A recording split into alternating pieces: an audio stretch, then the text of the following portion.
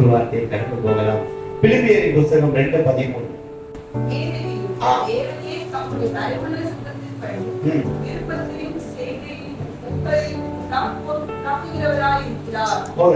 ஏனெனில் தேவன் தம்முடைய தயவுள்ள சித்தத்தின்படி விருப்பத்தையும் செய்கையும் உங்களில் உண்டாக்குகிறவராய் இருக்கிறார்.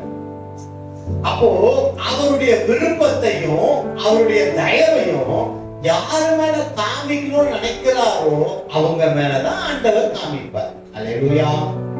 எல்லாரையும் நேசிப்பாருன்னா நேசிப்பாரு. ஆனா தயை எல்லாருக்கும் இருக்கணும்னா இருக்கும்.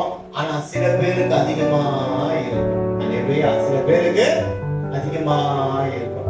அப்போ இங்க வேதம் சொல்லுகிறது அழகாய், அதை மீண்டும் ஒரு முறை வாசிங்க. ஏனெனில் தேவனே தம்முடைய தயவுள்ள சித்தத்தின்படி விருப்பத்தையும் செய்கையும் உங்களில் உண்டாக்குகிறவராய் இருக்கிறார்.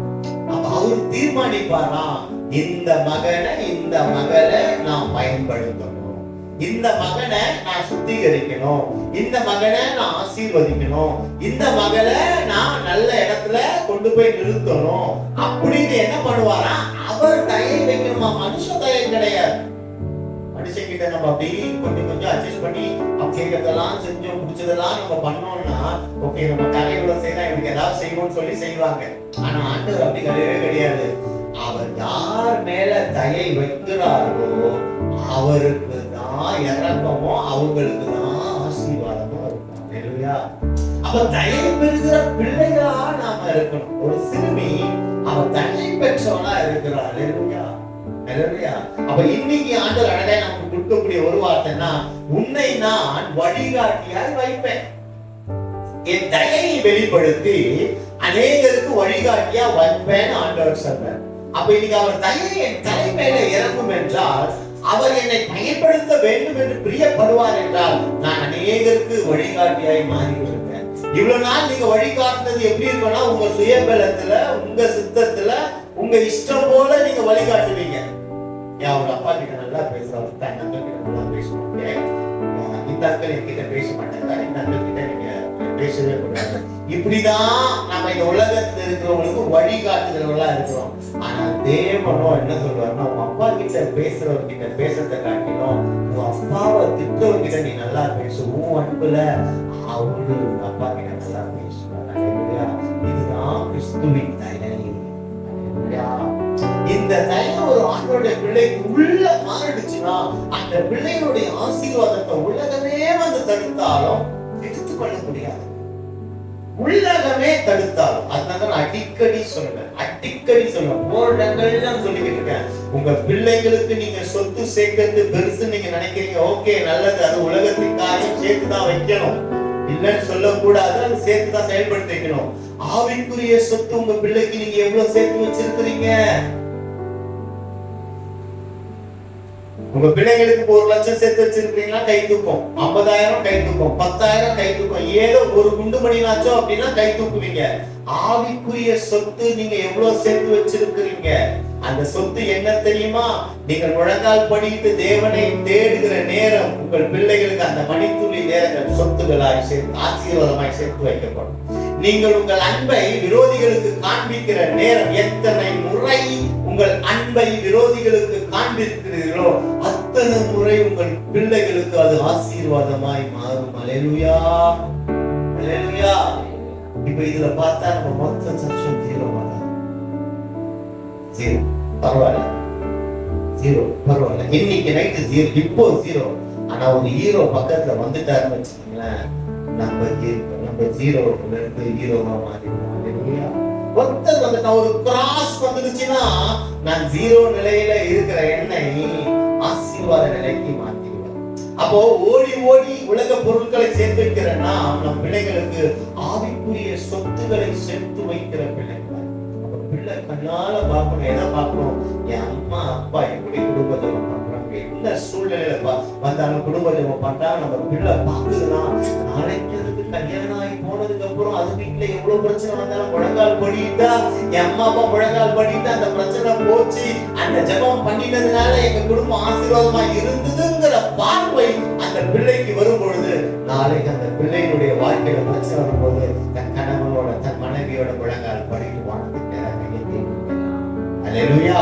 இதத்தான் ஒரு தேவ பிள்ளைகள் தாய் தகப்பன் தன் பிள்ளைகளுக்கு சொல்லணும். கர்த்தர் செய்த மகிமை அங்கே தேசத்திலிருந்து வரும்பொழுது இதை எழுதி வையின்னு யோசுவா யுத்தத்துக்கு போயிட்டு வரும்போது மோசேக்கு ஆண்டவர் சொல்லுவார். ஏன்னா இந்த பிரகாரமாய் நம்ம கஷ்டப்பட்டு வந்து இந்த கானான் தேசத்தை அடைஞ்சோங்கிறத வருங்கால சந்ததிக்கு சொல்லி தரப்படுகிறது. அப்ப எப்படியெல்லாம் தேவனை தேடணும், எப்படியெல்லாம் கர்த்தருடைய அன்பை ருசி பார்க்கணும், எப்படியெல்லாம் என்ன ஆண்டவர் பயன்படுத்தினார் தெரியுமா, எப்படி இருந்த என்ன கர்த்தர் எப்படி உருவாக்கினார் தெரியுமா அப்படின்னு பிள்ளைகளுக்கு சொல்லும் பொழுது உங்களை மாதிரி உங்க பிள்ளை இருக்கணும், அப்படியே டோட்டலா ஆண்டவரை போல மாறிடும். அப்ப இன்னில இருந்து ஆவிக்குரிய சொத்தை ஒரு சொத்து கண்ணீரினால நீங்க சேர்த்து வைங்க, ஒரு முழங்காலினால சேர்த்து வைங்க, ஒரு வேர்வை மணித்துளியினால சேர்த்து வைங்க. நீங்க கைகளில வேதத்தை ஏந்தி ஒரு 10 அதிகாரம் வாசிக்கிறீங்கன்னா அந்த நேரம் உங்கள் பிள்ளைகளுக்கு அது ஆசீர்வாதமா மாறுங்க. இது எங்க பைபிள் இருக்கு கேட்காதீங்க. ஆனா ஒண்ணு மட்டும் சொல்ல முடியும், நம் சந்ததி ஆசீர்வாதமா இருக்கிறோமா, நம்முடைய சந்ததிக்கு தலைமுறை தலைவனா இருக்கிற நாம கர்த்தரை தேடும் பொழுது நம் சந்ததி ஆசீர்வாதம். கர்த்தர் நல்லவராகவே இருக்கிறார். 1-2 ராஜாக்கள் 5:1 வாசிக்கிறேன். சீரியா ராஜாவின் படைத்தலைவனாகிய நாகமான் என்பவர் தன் ஆண்டவனிடத்தில் பெரிய மனுஷனும் எண்ணிக்கை உள்ளவனுமாய் இருந்தான். அவனை கொண்டு கர்த்தர் சீரியாவுக்கு ரட்சிப்பை கட்டளையிட்டார். மகா பராக்கிரமசாலியாகிய அவனோ அந்த திரும்ப அவனை கொண்டு கர்த்தர் சீரியாவுக்கு ரட்சிப்பை கட்டளையிட்டார். சம்பந்தமே இல்லாத ஒரு மனுஷனை கொண்டு கர்த்தர் ரட்சிக்கிறாராங்க. இவன் யாரு? ஆண்டவருடைய ஜனத்துக்கு யாரு? இவரு நல்லவரா விரோதமானவர்? அல்லேலூயா, அல்லேலூயா. ஆனா இவரை கொண்டு கர்த்தர் ரட்சிப்பை கொண்டு வராருன்னா இப்ப பிலிப்பியர் 2:13 வாசிங்க.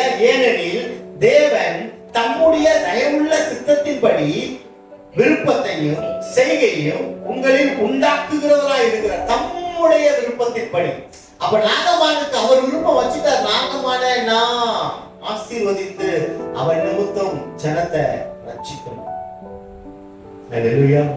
அப்ப அவர் விருப்பம் வச்சுட்டாரு அப்படின்னு, நம்ம குடும்பத்து மேல விருப்பம் வச்சுட்டாரு அப்படின்னா நம்ம குடும்பம் ஆசீர்வாதமா இருக்கும். நம்ம குடும்பம் அநேகரை ரட்சிப்புகளை நடத்துகிறதா இருக்கும். அல்லேலூயா. எத்தனை பேர் இதை விசுவாசிக்கிறீங்க? சொல்லுங்க. நான் வந்து என் குடும்பம் ஆசீர்வாதமா இருக்க என் குடும்பத்தை ஒப்பு கொடுக்கிறேன். ஒப்பு கொடுத்துட்டாங்க, ஆசீர்வாதம் வந்துடுங்க. என் பிள்ளைங்களை ஆசீர்வாதமா இருக்கிறதுக்கு நான் ஒப்பு கொடுக்கிறேன்னு சொல்லுங்க. என் மனைவி ஆசீர்வாதமா இருக்கிறதுக்கு ஒப்பு கொடுக்கிறேன்னு சொல்லுங்க. என் கணவனை ஆசீர்வாதமா இருக்கிறதுக்கு ஒப்பு கொடுக்கிறேன். தேவனே என் குடும்பத்தை ஆசீர்வதி. அப்போ அவன் சரீரம் அவன் பெரிய அதிகாரியா இருக்கிறான். அடுத்து வாசிங்க.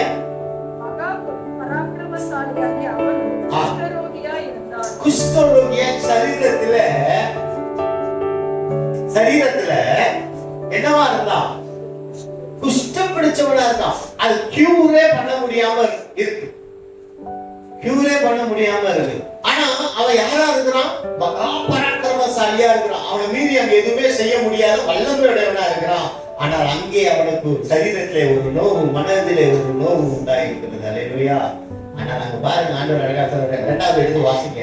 சீரியாவில் இருந்து தண்டுகள் புறப்பட்டு இஸ்ரவேல் தேசத்தில் இருந்து ஒரு சிறு பெண்ணை சிறைப்பிடித்துக் கொண்டு வந்திருந்தார்கள். அவள் நாகமானின் மனைவிக்கு பணிவிடை செய்து கொண்டிருந்தாள். அவள் தன் நாச்சியாரை பார்த்து, என் ஆண்டவன் சமாரியாவில் இருக்கிற தீர்க்கதரிசியினிடத்தில் போவாரானால் நலமாய் இருக்கும். அவர் இவருடைய குஷ்டரோகத்தை நீக்கி விடுவார் என்றார். பாருங்க, அங்க என்ன வார்த்தை சொல்லப்படுது? அடிமைத்தனத்துல இருக்கிற ஒரு சிறு பெண், அடிமைத்தனத்துல இருக்கிற ஒரு சின்ன பெண்ணு நல்லவா இருக்கிறான். தன் சொந்த தேசத்தை தாய் தகப்பன் இறந்திருக்கலாம், அடிமையா பிடிக்க கொண்டு வந்து பட்டிருக்கலாம். அப்ப அந்த அடிமை பெண் அங்கே அடிமைத்தனத்துல அங்க இருக்கிற ஒரு வீட்டுல தன் வீட்டு எஜமானனுக்கு ஒரு நோவு இருக்குங்கிறத அவ அறிஞ்சு என்ன சொல்றான்னா, இஸ்ரேல் தேசத்துல இருக்கிற ஒரு தீர்க்கதரிசிய பார்க்க போனா இந்த அற்புதம் நடக்கின்ற வியாதி மாதிரி அவங்களுக்கு ஒரு தீர்க்கதரிசி தேவைப்பட்டது. அல்லேலூயா. நமக்கு பிரதான தீர்க்கதரிசியாக இயேசு கிறிஸ்து தேவைப்படுறார். அவரிடத்துல வரும்பொழுது நம் வியாதிகள் விலகும், சரீரத்தில் இருக்கிற உபாதைகள் நீங்கி போகும். அவர் பரம வைத்திய, அவர் யெகோவா ராபா, சுகம் யாவே ரொபேனா, கொடுத்த சுகத்தை நிரந்தரமாய் தங்க பண்ணுகிற தேவன். இன்னைக்கு உங்க சரீரத்துல எத்தனை உபாதைகள் இருந்தாலும் இன்னைக்கு போங்க வீட்டுல போயிட்டு அந்த உபாதைகளை பார்த்து, என் சரீரத்துல இருப்பதற்கு உனக்கு இடமில்லை, இயேசு கிறிஸ்து நாமத்தினாலே வெளியே. ஒரே வார்த்தை சொல்லு, அதை டெய்லி பார்த்து பேசுங்க. அது வெளில போயிடும், சரீரத்தை விட்டு வெளியில போயிடும். வெளியில போயிடும். அவன் பாருங்க, அந்த சின்ன பெண்ணு எப்படி அந்த பெண்ணுக்கு இப்படி ஒரு தீர்க்கதரிசி இருக்கிறான்னு தெரியும். இப்படி நம்ம புரிஞ்சுப்போம். இங்க சர்ச்சில் நம்ம இத்தனை பேர் இருக்கிறோம். இப்போ பைபிள்ல இருந்து ஒரு கேள்வி கேட்கிறேன்னு உதாரணத்துக்கு வச்சுப்போம். கேள்வி முதல்ல எனக்கு கேட்க தெரியணும். ஓகே, கேள்வி கேட்கிறேன்னு வச்சுப்போம்.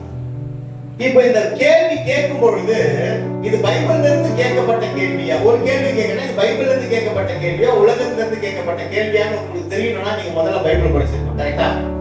அப்ப பைபிளை யார் படிப்பா? அதை நேசிக்கிறவர்கள் உள்ள இருந்து ஆழத்திலிருந்து படிச்சு சத்தியத்தை எடுத்துப்பாங்க. அந்த புல்ல பாருங்க, இஸ்ரவேலின் தேவன் மிக பெரியவர் என்பதை அவர் துதிப்பாடலோடு பாடி தெரிந்திருக்க கூடும். அவங்க குடும்பத்தார் தேவனுடைய மகத்துவத்தை சொல்லி இருக்க கூடும். அங்க ஒரு தீர்க்கதரிசி இருக்கிறார் என்பதை அவள் அறிந்திருக்க கூடும். பார்த்திருக்க மாட்டான். சின்ன பொண்ணு, அடிமையான வேலைக்காரியா. அங்க யோசேப்பும் ஒரு வீட்டுல அடிமைத்தனத்தை இருக்கிறாரு. ஆனா அவன் அடிமைத்தனத்தை இருந்தாலும் அங்க தேவன் அவனை ஆசீர்வதிக்கிறவராய் இருக்கிறார். அப்போ இந்த மக அடிமைத்தனத்துல இருக்கிறா. சாப்பாட்டுக்கு அடிமையானவங்களை வேற மாதிரி கேவலமா ட்ரீட் பண்ணுவாங்க. அப்படிப்பட்ட அடிமைத்தனத்துல இருக்கும் பொழுது கூட என் அம்மாவை கொன்னவனுடைய வீட்டுல இருக்கிறேன், என் அப்பாவை கொன்னவனுடைய வீட்டுல நான் இருக்கிறேன், இவன் எப்படி வேணா அழிஞ்சு போட்டோன்னு நினைக்காதபடிக்கு நான் ஆராதிக்கிற இஸ்ரவேலின் தேவன் மிக பெரியவர் என்பதை இவர்கள் அறிந்து கொள்ளும்படியா அவங்களுடைய சுக வாழ்வுக்கு அங்க ஒரு ப்ராஃபட் இருக்காருமா, அங்க போய் சுகத்தை பெற்றுக்கொள்ளும் வழிகாட்டுறா. அப்போ கஷ்டப்படுகிற வேளையிலே தன்னை அடிக்கிறவனுக்கு வழிகாட்டிய ஒரு பிள்ளை இருக்க முடியும்னா அவள் கர்த்தருடைய அன்பை ருசி பார்க்கிறவளாய் மாறினபடியினால்தான் தனக்கு துரோகம் பண்ணினவனுக்கு வழிகாட்டியா இருக்கிறார். துரோகம் பண்றவனுக்கு வழிகாட்டியா இருக்கணும்னு நம்ம ஜெபம் பண்ணி அந்த கிருபையை பெற்றுக்கொள்ளணும். எப்படி உலக ஆசீர்வாதத்தை பெற்றுக்கொள்ளுங்க ஒரு ஆசீர்வாதமோ ஆதிக்குரிய ஆசீர்வாதங்களை பிரதான துரோகம் பண்ணுகிறவர்களுக்காக, எரிச்சல் அடைகிறவர்களுக்காக, புறம்போதுவர்களுக்காக, என் மேல வீண்பாடி சொல்லுகிறவர்களுக்காக ஜெபிக்கக்கூடிய பாத்திரமாய் அவர்களை நல்ல வழியில நடத்தக்கூடிய பாத்திரம். உங்களுக்கே தெரியும், நமக்கு ரெண்டு குணம் இருக்கு. நம்ம கிட்ட அன்பா யாராவது இருக்கிறாங்கன்னா அவங்க ஒரு ஐடியா கேட்டா நல்ல ஐடியா சொல்லுவோம். நம்மள கசப்பா ஒருத்தர் நடத்துறான், எரிச்சலா ஒருத்தர் நடத்துறான், அவங்க ஒரு ஐடியா கேட்டாங்கன்னா 80% நல்லது சொல்லுவோம், அவரு 20% கெட்டதை உள்ள விட்டுருவோம். சாப்பிட அப்படின்னு போடாது. நிச்சயம் இதை செஞ்சிருக்கோம், ரியலைஸ் பண்ணிருக்கோம், செஞ்சிருக்கோம். ஆனா அந்த மகன் பாருங்க, இஸ்ரவேலின் தேவன் பெரியவர் என்பதை அறிந்தபடியினால அவர் தன்னுடைய எஜமானுக்கு ஒரு நாச்சியா கிட்ட சொல்றா, அந்த ஒரு ப்ராஃபட் இருக்காரு, அவர் ஆராதிக்கிற மிகப்பெரிய ஒரு அந்த இடத்துக்கு போக சொல்லுவாங்க. பாருங்க, கீழ்படுத்தி போறவனா இருந்தான். போயிட்டு அழகா சுகத்தை பெற்றுக்கொள்ள இல்லையா? 5:14 வாசனை. அப்பொழுது அவன் இறங்கி தேவனுடைய மனுஷன் வார்த்தையின்படியே யோர்தானில் 7 தரம் முழுகின போது அவன் மாம்சம் ஒரு சிறு பிள்ளை மாம்சத்தை போல் மாறி அவன் சுத்தமானான். அவனுடைய மாம்சம் சிறு பிள்ளை போல மாறி அவன் சுத்தமானான். அப்போ இன்னைக்கு நாம சுத்தம் ஆகணும் அப்படின்னா முதல்ல கீழ்ப்படிதல் வேணும். ரெண்டாவது நாம வழிகாட்டியாய் மாறணும் இல்லையா? நமக்குள்ள இருக்கிற காரியங்கள் கர்த்தர் சுத்திகரிப்பாங்க. எனக்குள்ள கோபங்களோ, எனக்குள்ள மூர்க்கங்களோ, எனக்குள்ள தேவையில்லாத கசப்புகளோ இருக்கும்னா அவைகள் எல்லாரும் ஒரு புஸ்தகம் தான். அந்த கசப்புகள், வெறுப்புகள், வைராக்கியங்களை இயேசு கிறிஸ்துவின் நாமத்தினாலே நம்மை விட்டு விலகுவதாக, குடும்பத்தை விட்டு விலகுவதாக. அவன் 7 முறை முங்கி எழும்பினவனா இருந்தான். அவன் 7வது முறை எழும்பும் பொழுது அவன் அவனுடைய சரீரம் தன் சரீரத்தில் இருக்கிற வியாதிகளை அவரால் கர்த்தரால் குணப்படுத்த முடியும்.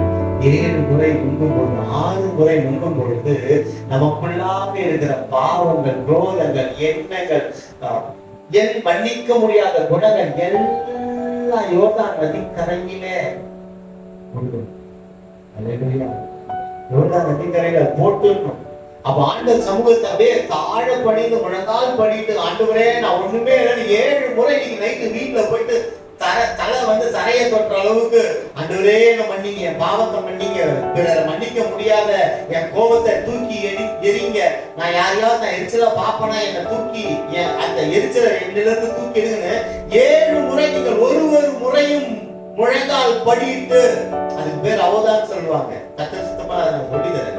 அந்த அவதாவை செய்யும் பொழுது 7ஆம் முறை எழும்பும் பொழுது ஒரு சுத்திகரிப்பு உண்டாகுங்க நம்ம வீட்டுல.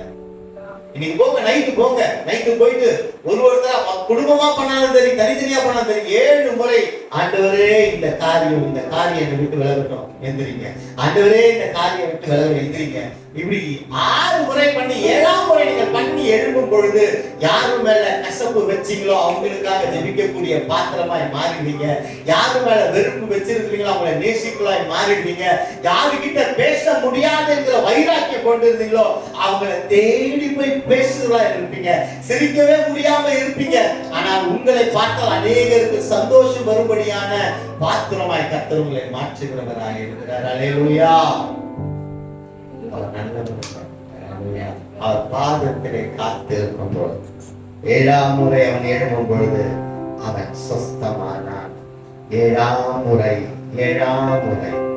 அப்போ பூரணம் அது. நாம் சொஸ்தமாக கர்த்தர் பிரியப்படுகிறார். ஒப்பு கொடுக்க முடியுமா? ஆண்டவரே, இந்த வார்த்தை எங்களை பலப்படுத்துவதற்காக நன்றி. நாங்கள் அநேகருக்கு வழிகாட்டியாய் நீங்கள் வைப்பேன் என்று உன்னை வழிகாட்டியாய் வைப்பேன் என்று சொல்லியிருக்கிறீங்க. அந்த சிறு பெண் போல, சிறு பெண் தன் சத்துருவினிடத்திலே ஒரு நன்மையை சொல்லி அவனுக்கு ஒரு வாழ்வை கொடுத்தது போல நாங்களும் அநேகருக்கு கிறிஸ்துவின் வழியை காண்பிக்கிற பிள்ளைகளாக இருக்க கிருபை தாங்க. மீதியாக இருக்கிறவர்களை பொறுப்பெடுத்துக் கொள்ளாங்க.